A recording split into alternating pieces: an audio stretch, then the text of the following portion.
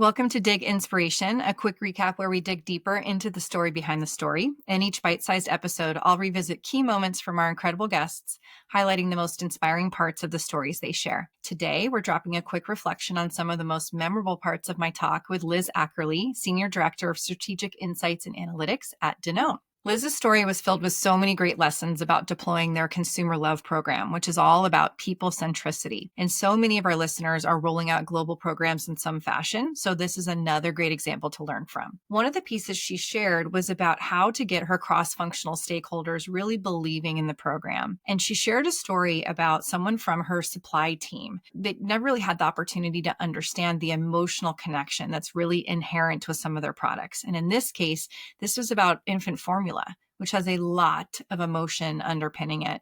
And hearing that directly from the consumer made this person think about their job very differently. It was such an aha moment, a little bit of a chills moment. Like, as Liz said, this is part of the everyday job for insights. You understand that consumer story. But for this person in supply chain, it fundamentally changed their thinking. And that's the power of empathy, and that's the power of insights.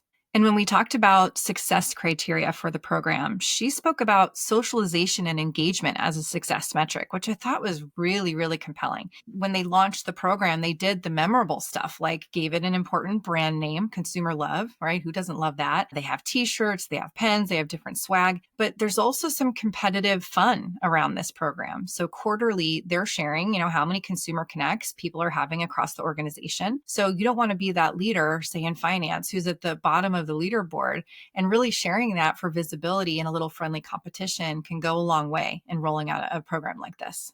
And then finally, Liz talked about her view on mentoring. And I thought she did a really important framing for me about coaching versus mentoring. I really hadn't thought of this before. You get coaching when you need help, right? Sometimes when you've done something wrong or you need to get better at something, that's when you get coaching. But mentoring is about seeing the possibilities, connecting dots from a different perspective. And mentors can be found in lots of places. This is something I'm really passionate about, so it really spoke to me and helped me reframe my thinking about coaching versus mentoring. So grateful for Liz's perspective. Well, that's your Dig Inspiration recap for the week. We would love to hear your takeaways and thoughts on the conversation. So please visit the link in the description and leave us a comment.